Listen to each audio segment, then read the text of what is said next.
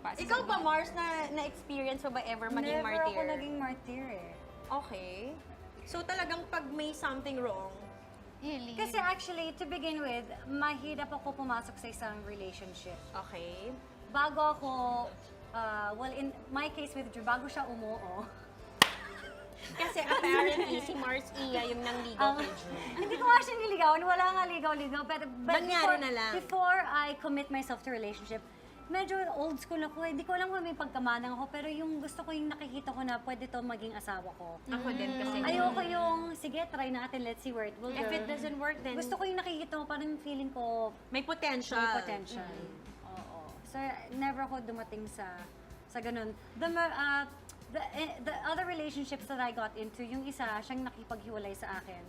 Eh, ayun na niya. Anong gagawin ko? Pipilitin ko ba yung Tama sarili ko, di naman, ba? oo. Tapos, the other one, wala. I left because I came here to the Yeah. Philippines. So, wala. Halos gano'n na rin. Oo. So, hindi ko naramdaman. Okay. Kaya ako nalaloka sa inyo.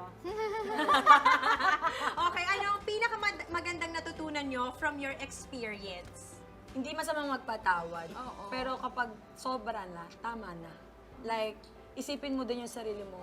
Kasi dumadating sa point na parang mas inisip ko na yung ibang tao kaysa sa nararamdaman ko. Kailangan mong respetuhin mas din yung nasasaktan sarili ako mo. lalo. So ngayon, parang ang gagawin ko, iisipin ko yung ibang tao, pero hindi ko naiisipin yung taong nakasakit sa akin. Kasi imbes na siya yung isipin ko, mas iisipin ko na lang yung sarili ko. Ganon. Very nice, Mars.